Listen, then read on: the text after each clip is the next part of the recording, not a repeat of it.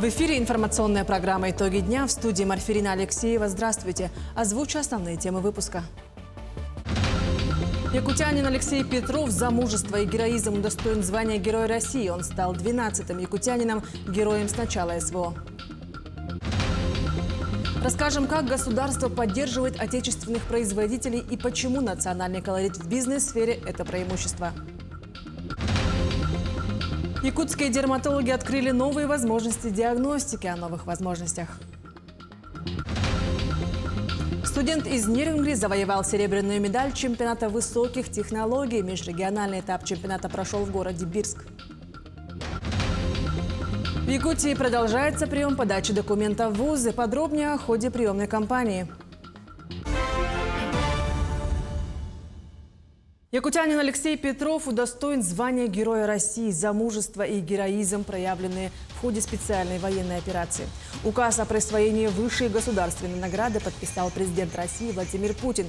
Алексей Петров, известный под позывным «Медведь», служил в 39-й отдельной гвардейской мотострелковой бригаде. Он участвовал в штурмовых операциях, освобождении населенных пунктов, уничтожил десятки солдат и техники противника. Даже получив тяжелые ранения в бою в лесополосе под названием «Спартак», Алексей Петров продолжал сражаться еще 8 дней. Алексей Петров стал 12-м якутянином, удостоенным звания Героя России с начала СВО. В Республиканском реабилитационном центре продолжается комплексная реабилитация участников специальной военной операции и членов их семей. На сегодняшний день комплексную реабилитацию прошли 363 участника СВО и 442 члена семей военнослужащих. Продолжается взаимодействие с подведомственными учреждениями Министерства здравоохранения Республики, где участники спецвоенной операции и члены их семей получают консультацию и проходят обследование. Продолжается мероприятие и информированию и консультированию участников спецвоенной операции и членов их семей. Всего проведено более 75 встреч с различными ведомствами и организациями. Россия будет повышать производительность труда в автомобильной промышленности и снижать себестоимость отечественных машин. Премьер-министр России Михаил Мишустин поручил учесть это в дорабатываемом проекте стратегии развития автопромышленности. Так будет сформирован прогноз структуры автомобильного парка. В нем нужно учесть развитие автомобильного рынка на альтернативных видах топлива, беспилотного и любого другого вида транспорта. Во внимание примут перспективные планы по развитию инфраструктуры общественного транспорта, возрастающие требования к охране окружающей среды. Мишустин поручил сформировать меры господдержки для отечественных автопроизводителей. Свои предложения министерства должны предоставить к концу ноября этого года. Сегодня локальный бизнес не просто выживает, а находит новые ниши и создает уникальные продукты, чем завоевывает любовь покупателей. Как государство поддерживает инициативы отечественных производителей и почему национальный колорит в бизнес-сфере – это преимущество, расскажет Аржена Гармаева. Малый и средний бизнес – это опора любой экономики, ее движущая сила. Нынешние непростые времена оживили локальные бренды и заставили обратить на отечественных производителей пристальное внимание, как покупателей, так и государства. Многие продукты появляются на базе собственных разработок. Это чрезвычайно важно, это самое главное. И вот, конечно, прежде всего будем поддерживать вот такие начинания. В этом смысле якутским предпринимателям повезло, ведь родная самобытная культура – бездонный источник для вдохновения и черпания бизнес-идей. Сильный бренд дает бизнесу следующие преимущества. Это что? Это узнаваемость. Клиенты легко запоминают логотип и название компании, и это влияет на многие отрасли. Доверие – это то, что человек, значит, хочет вернуться к этому бренду и поделиться им со своими друзьями. Лояльность – это покупатели возвращаются к любимому бренду снова и снова. Маркетинг – это как раз-таки он у нас и территориальный, то, что мы сейчас регистрируем, наш бренд сделан в Якутии. Членом Ассоциации якутских предпринимателей является и Ольга Попова. Многодетная мама руководит производством по изготовлению ювелирной продукции. В этом небольшом кабинете умещается почти полный цикл изготовления – от разработки дизайна до отливки форм. Свое дело Ольга открыла в январе прошлого года. Поначалу в планах было создание наградных изделий и медалей, но женщина быстро поняла, что в республике есть большой запрос на туристическую продукцию с национальным колоритом. Не хватает на сегодняшний день таких сувениров, которые бы оставили впечатление о нашем регионе. А это именно вот брелки из сплавов, это значки, это другой сувенирный ряд, аксессуары, которые мы производим здесь, в городе Якутск. Большим подспорьем для производства Ольги стали меры государственной поддержки. Например, благодаря поручительству Фонда предпринимательства женщина приобрела необходимое оборудование. А еще ее бизнес – резидент территории опережающего развития Якутия. Он дает возможность лучше развиваться производственным компаниям, потому что там есть ряд льгот, льготы для начинающих производственных предприятий вот нового направления с целью масштабирования. Конечно же, это большая поддержка. В планах у Ольги расширение производства и выход на маркетплейсы, чтобы делиться частичкой Якутии, невзирая на территориальные границы. Эржена Гармаева, Семен Семенов, Станислав Потапов, Якутск. Айсен Николаев рассмотрел строительство объектов культуры в Якутии. На повестке заседания одним из основных вопросов стало рассмотрение реализации второго этапа строительства Высшей школы музыки, ввод которой намечен на 2026 год. Новый комплекс площадью около 10 тысяч квадратных метров будет включать современные учебные аудитории, залы для репетиции, концертный зал, а также интернат.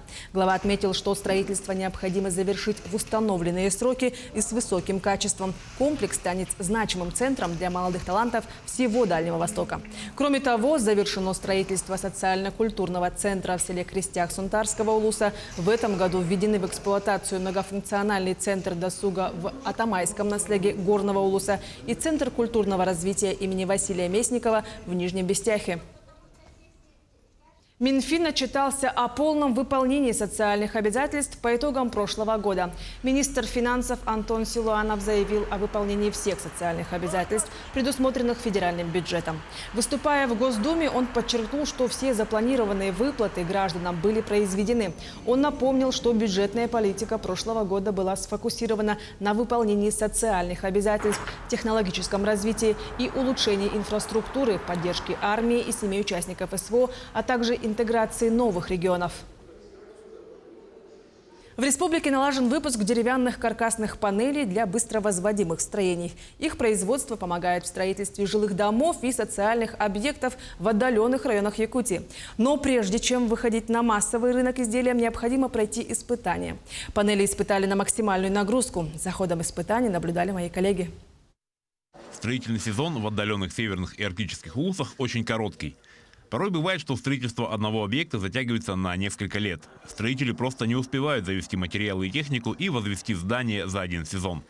Одним из решений этой проблемы могут стать деревянные панели, которые позволяют в короткие сроки возводить здания, которые по энергоэффективности в разы превосходят постройки из бруса, а скорость возведения и стоимость доставки в 6-7 раз меньше, чем при строительстве из железобетонных плит.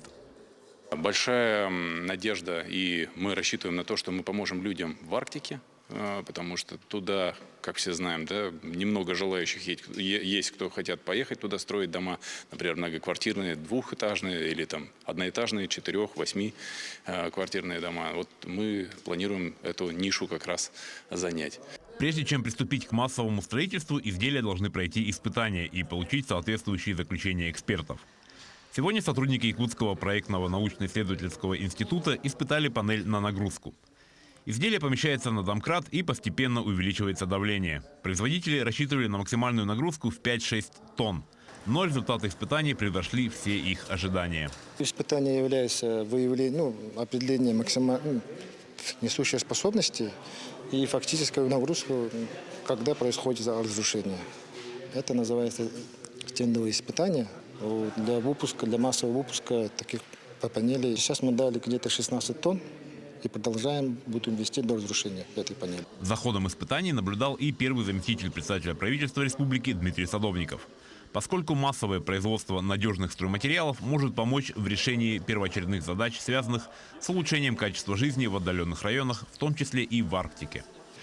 Мы сегодня не можем из-за дороговизны строить на арктических районах, на дальних районах те стройки, которые требуют населения, просит население, те же школы, те же детские сады, больницы, И в этом плане, конечно, если мы таким путем пойдем, мы видим, что эту проблему мы можем решить. Причем намного дешевле, чем мы сейчас строим и производим. Испытания показали, что деревянные панели, несмотря на свою простоту, способны выдержать колоссальные нагрузки, что позволяет использовать их и при многоэтажном строительстве. Александр Хавренко, Джилус Иннокентьев, Якутск. Якутские дерматологи открыли новые возможности диагностики. В Республиканском дерматовенерологическом диспансере заработал высокоточный аппарат на базе искусственного интеллекта «Фотофайндер».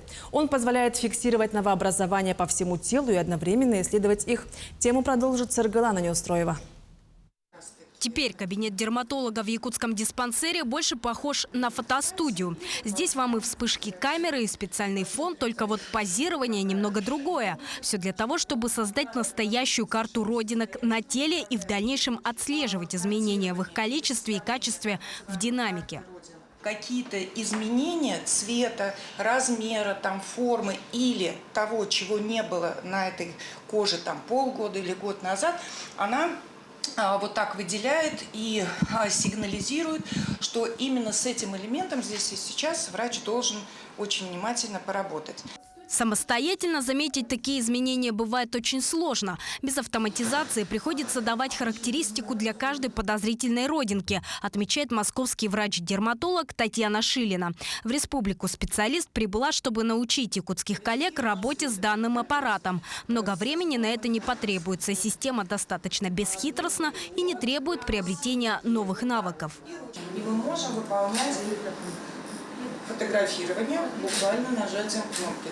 Обработает полученное изображение искусственный интеллект. В базе данных этого устройства сотни тысяч изображений с различными новообразованиями, которые при желании можно открыть и сравнить с имеющимся результатом. Но вряд ли это понадобится. Фотофайндер практически исключает человеческий фактор из первичного обследования кожи. В первую очередь это помощь нам, докторам, да? Точность его диагностики 99%. Увеличение родинок, кожных новообразований у него возможно от 20 до 140 раз. Самым главным преимуществом приобретения этого аппарата станет время, которое при обследовании сэкономит и врач, и пациент. А время, особенно в вопросе онкологических заболеваний, это здоровье. Есть целая программа государственная, по которому жители всех регионов России проходят диспансерное наблюдение, поэтому, конечно, это надо проходить регулярно. 2 раза в год. 2 раза в год обязательно нужно обследоваться.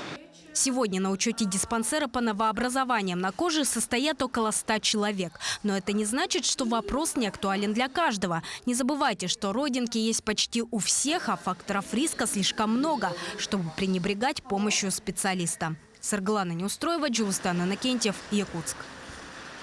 Студент из Нерингри завоевал серебряную медаль чемпионата высоких технологий. Межрегиональный этап чемпионата прошел в городе Бирск Республики Башкортостан по компетенции здоровьесберегающие технологии. Это одно из самых значимых и престижных мероприятий в области инноваций и инженерных решений. Подробности далее. Чемпионат высоких технологий проходит в рамках всероссийского движения «Профессионалы». Участники соревнуются в различных компетенциях, демонстрируя свои навыки и профессиональное мастерство. Разработчиками новой компетенции чемпионата под названием «Персонализированные здоровьесберегающие технологии» являются сотрудники Нерюнгринского медицинского колледжа.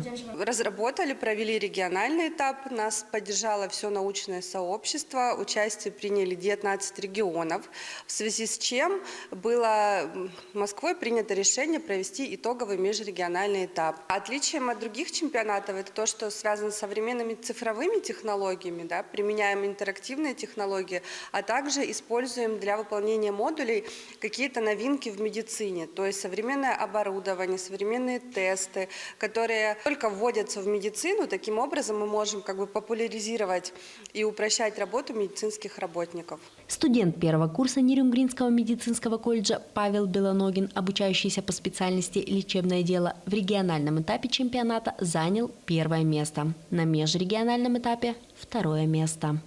Сложнее всего теоретические знания перевести в практические. И на подготовке мы уделяли этому отдельное внимание. Персонализированные здоровьесберегающие технологии – это технологии, использующие передовые научные достижения, данные о конкретном человеке, чтобы создавать персонализированные программы профилактики, диагностики и лечения. В весеннем этапе мы рассматривали современное протезирование при помощи электронных устройств и прочее. В этом же этапе мы больше использовали сами по себе высокие технологии, которые сейчас постепенно входят в обиход. Таким образом, учимся с ними работать на более постоянной основе. Допустим, дистанционный ЭКГ-прибор. Такая небольшая планшетка. Нужно осуществить специальные манипуляции, не особо сложные на самом деле. И после этих манипуляций он выдает результат. Впереди нюрнбергенца Павла Белоногина ждет финал чемпионата, который пройдет в городе Великий Новгород осенью этого года. Екатерина Павлова, Захар Головин, Нерюнгри. В Якутии продолжается прием подачи документов в вузы. Традиционно наибольшее количество заявок поступило в Арктический государственный агротехнологический и Северо-Восточный федеральные университеты. Подробности о ходе приемной кампании расскажет Виктория Кузьмина. Лето для одних – это пора отпусков и каникул, а для других – ответственный период выбора вуза. В текущей кампании большой популярностью среди абитуриентов пользуется АГАТУ, который готовит кадры для агропромышленного комплекса. В этом году в учреждении предусмотрено 756 бюджетных мест. По состоянию на 9 июля у нас поступило порядка 2000 заявлений, притом большинство заявлений отправляют абитуриенты посредством использования суперсервиса поступления в ВУЗ онлайн через госуслуги. Наиболее востребованными направлениями традиционно у нас остаются агроинженерия, информационные системы и технологии, лесное дело. По традиции, самое большое количество заявок поступило в Северо-Восточный федеральный университет. На сегодняшний день этот показатель достиг отметки в 14 тысяч. Отметим, что поступающие на бакалавриат и специалитет могут подать документы по 5 направлениям, а в магистратуру – по 3. В этом году у нас в медицинском институте есть специальность среднего профобразования, сестринское дело, там есть бюджетные места, соответственно, вот и туда подают, и на специалитет подают. Ну и в целом, если мы смотрим статистику результатов единого госэкзамена, то химию и биологию сдали больше людей именно в нашей республике, и именно по химии средний балл единого госэкзамена чуть выше. Тоже хочу помогать людям, тоже хочу очень много знать, когда вот просто говоришь свои жалобы, не сразу понимают, что случилось. Вот сегодня принесла справку 29Н, до этого где-то неделю назад подавала уже заявку. Абитуриенты, готовые получить образование в области биологии, химии, географии и смежных дисциплин, направили свои заявления в Институт естественных наук СФФУ. На программы бакалавриата выделено 150 бюджетных мест по 7 направлениям. На сегодняшний день поступило порядка 400 заявлений. Наш институт готовит естественников, да, это химики, да, по направлениям фундаментальная прикладная химия, химическая технология. По химической технологии абитуриенты, будущие студенты имеют возможность получить 2 диплома, да, это нефтегазовое дело и химико-технолога. Есть у нас биология общим профилем, общая биология. Да, получают диплом биолога и еще педагога биологии и химии. Напомним, подать документы можно как очно в приемной комиссии университета, так и дистанционно через госуслуги или личный кабинет абитуриента на официальном сайте университета. Приемная кампания для поступающих на бюджетные места по результатам ЕГЭ завершится 25 июля на базе СПО, не ранее 15 и не позднее 20 июля. Виктория Кузьмина, Аэлита Махно, Якутск. В Мирнинском Айхал-Трансгазе 500 работников получат спецодежду и средства индивидуальной защиты по новой системе аутсорсинга. С начала лета обновили экипировку уже 90 газовиков. На центральном складе предприятия организован пункт выдачи. 3-летний договор, заключенный по модели успешно опробованный на Удачнинском ГОКе, гарантирует высокое качество спецодежды, а также своевременную выдачу согласно утвержденным нормам. Сотрудников уведомляют о сроках получения через специальные приложение. Было принято решение о проведении закупочной процедуры и заключения договора по обеспечению работников СИС и спецодежды с услугой аутсорсинга для 2 газовых предприятий – ООО «Айхал-Трансгаз» и «Алросагаз». Якутские спасатели МЧС отточили навыки десантирования с вертолета Ми-8 Хабаровского авиационно-спасательного центра МЧС России в селе Кильдямцы. Учения включали в себя спуски на ограниченную площадку, спуски в лес и подъемы с земли с помощью бортовой лебедки. Всего 12 спасателей выполнили 72 спуска. Отмечается, что такие тренировки крайне важны для подготовки к эвакуации пострадавших из труднодоступных мест, особенно во время паводков и пожаров. Поисково-спасательного отряда Главного управления МЧС России по Республике Саха провели воздушную тренировку плановую в количестве 12 спасателей. Отработали спуски на лес, на ограниченную площадку и работу с оборудованием, с бортовым оборудованием вертолета, лебедка, СЛГ. Высоковольтные линии, обрывы фаз и спасательные работы. Для электромонтеров «Алроса» это не экзамен, а часть работы. Но когда на кону звания лучших, даже опытным мастерам приходится выкладываться на все 100. Подробности корпоративного чемпионата далее. Здесь самое главное не торопиться. Вкрутить железные крючья в деревянную опору – задача не для слабых. Здесь нужна сила и точность. Каждое движение Сергея Логвиненко и Роберта Арапова отточено годами совместной работы и лишено суеты. Они не соревнуются друг с другом. Цель иная – взять реванш на чемпионате лучшей по профессии «Алроса». В 2023 году, когда впервые проводили соревнования в этой компетенции, Роберт Арапов завоевал серебро. Здесь мы все равно вдвоем как-то, есть команда, есть команда. Тогда было немножко сложнее, сейчас нет. В этом году по задумке организаторов соревнования электромонтеров были командными. Участники ликвидировали обрыв фазы, подключали распределительное устройство на линии электропередачи и проводили спасательные работы с условным пострадавшим, снимая его с высоковольтной опоры.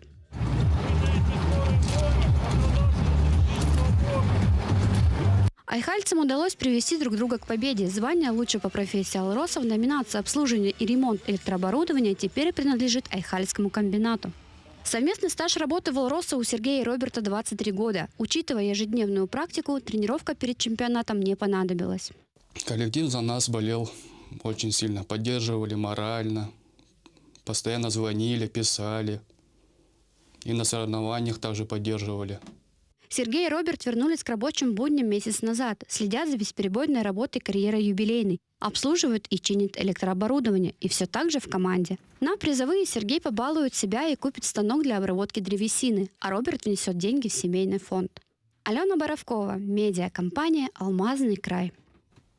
Таким увидели уходящий день наши корреспонденты. Ну а я с вами прощаюсь. Всего хорошего и до встречи в эфире.